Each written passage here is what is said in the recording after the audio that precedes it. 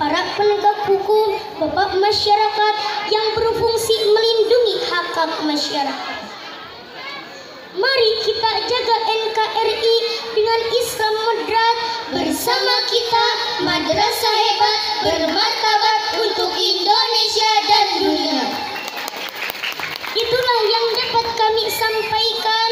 Akhirul kalam.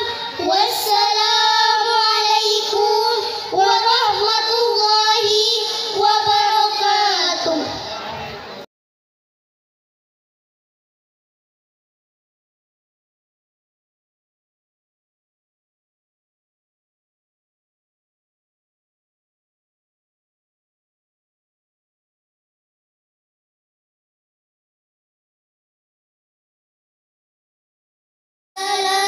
Assalamualaikum warahmatullahi wabarakatuh.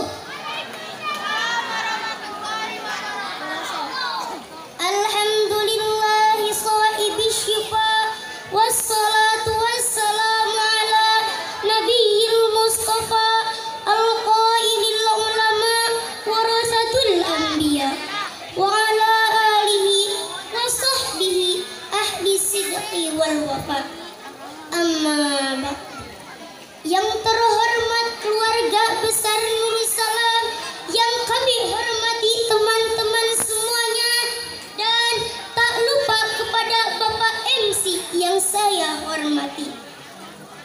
Hadirin Study of Islam rahimakumullah. Manusia memiliki badan halus dan badan kasar, potensi jasmani dan rohani, orientasi dunia dan akhirat.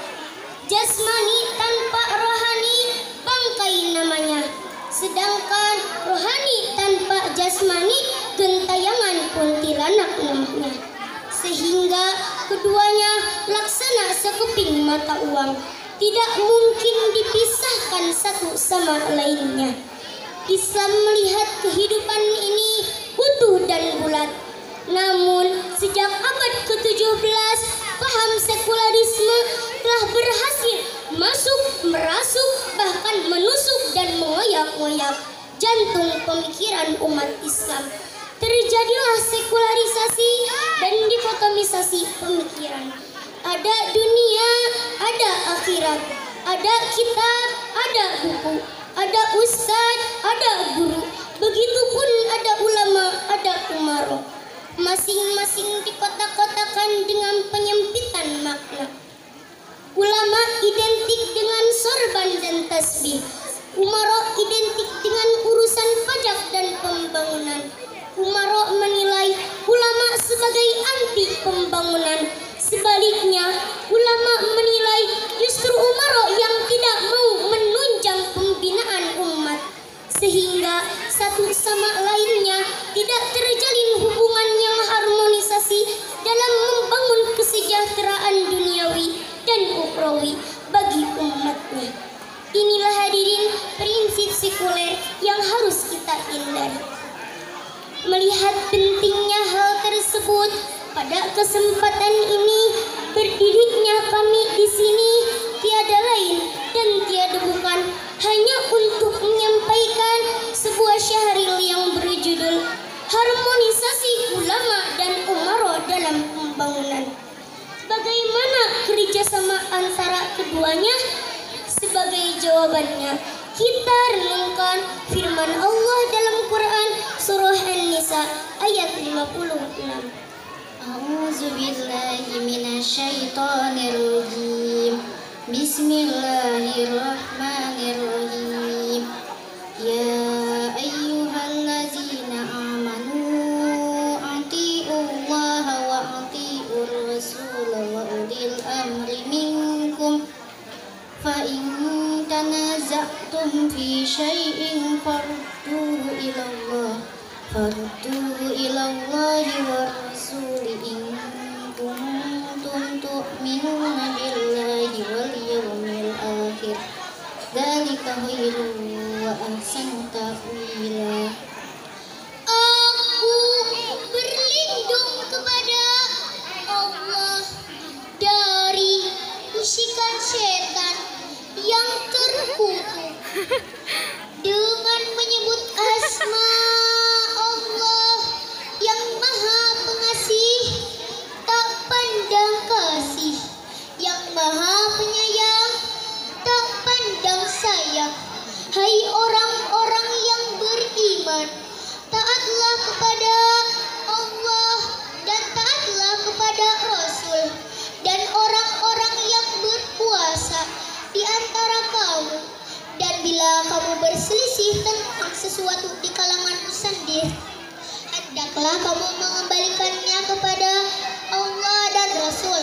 Jika kamu beriman kepada Allah, dari hari kemudian itu lebih baik dan penyelesaian yang paling indah. Dalam ayat tadi terdapat dua perintah Allah Subhanahu wa Ta'ala bagi kita, saudara dan orang-orang yang beriman.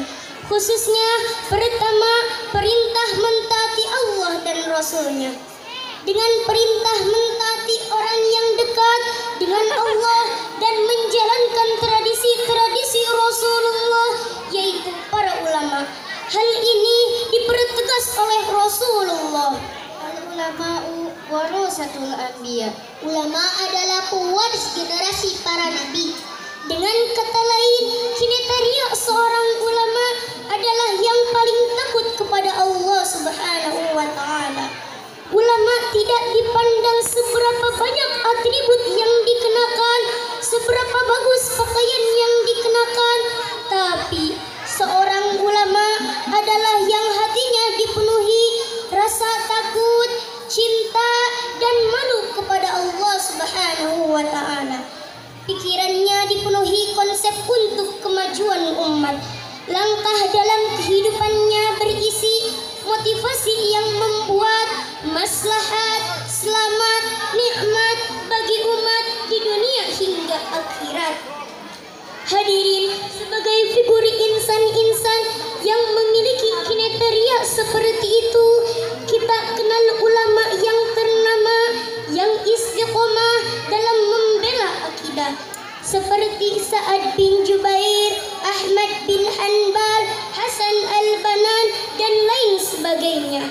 Mereka figur pewaris Nabi sekaligus sebagai panutan umat.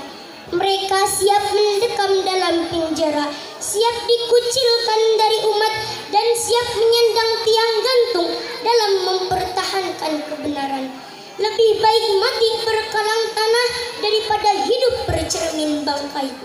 Demi tegaknya kebenaran di muka bumi ini, itulah hadirin kriteria seorang ulama. Lalu, siapakah umara atau pemerintah itu? Hadirin, inilah umara dengan kriteria suka menegakkan konstitusi beragama dan hidupnya Islami berpegang kepada konstitusi ilahi. Di samping itu, umara adalah orang-orang yang memegang wilayah kekuasaan yang diangkat sebagai pemimpin melalui surat keputusan atau SK yang berlaku di negara yang bersangkutan. Namun dengan syarat mereka harus termasuk dari golongan umat Islam yang berpegang teguh kepada syariat Islam. Tapi ketika menyeleweng dari aturan syarat, tidak jadi berdosa apabila tidak mentaatinya. Lalu bagaimana kerjasama antara ulama dan umara? Ulama yang mempunyai umat jangan mudah menghasut rakyat untuk memberontak kepada pemerintah. Begitu juga umara sebagai penguasa wilayah jangan memanfaatkan kekuasaan untuk menyebarkan isu. Fitnah nangkepin ulama hanya gara-gara beda pilihan partai. Sebab semua itu bisa termasuk tindakan sewenang-wenang, serta dapat menyengsarakan rakyat banyak, tapi keduanya harus saling menopang. Ulama harus siap di belakang sebagai badge, pemain belakang mengkader generasi masa depan bangsa. Sedangkan umara siap menjadi penyerang depan, memajukan, memperjuangkan kepentingan umat pendek. Kata ulama dan umara harus sejalin dan sejalan. harmoni dan serasi, seia sekata keduanya harus sehat, dekat, lekat, rapat agar rakyat hidup merasa nikmat. Tidak boleh seperti permainan gulat, saling memperalat, saling sikat, saling embat, akhirnya rakyat enggan berdaulat karena pemimpin hanya banyak berdebat. Alhamdulillah, semoga kerjasama yang baik ini tetap berjalan. Namun, apabila kerjasama ulama dan umara sudah baik di negara kita, kami pun menghimbau tolong antara sesama ulama jangan berpecah belah. Kita bererat ukhuwah demi menyongsong masa depan umat lebih cerah. Apabila kerjasama ini telah terbangun dengan baik, Allah Subhanahu wa Ta'ala berjanji akan melimpahkan kepada bangsa kita, sebagaimana dalam Al-Quran surah Al-A'raf ayat 96. Walau anna ahlal qura amanu wattaqu lafatahna alaihim barakatim minas samai wal ardi walakin kazzabu fa'akhadnahum bima kanu yaksibun. Jikalau sekiranya penduduk negeri-negeri beriman dan bertakwa, pastilah kami akan melimpahkan kepada mereka berkah dari langit dan bumi, tetapi mereka mendustakan ayat-ayat kami. Itu maka kami siksa mereka disebabkan perbuatannya. Maha benar Allah dengan segala firman-Nya. Hadirin study of Islam rahimakumullah. Demikian penegasan tentang kemakmuran suatu negeri dengan iman dan takwa sebagai faktor pendorongnya. Dengan demikian, dari uraian ini dapat kami simpulkan bahwa ulama adalah insan yang paling takut kepada Allah di antara hamba-hambanya. Sedangkan umara, para penegak hukum, bapak masyarakat yang berfungsi melindungi hak-hak masyarakat. Mari kita jaga NKRI dengan Islam moderat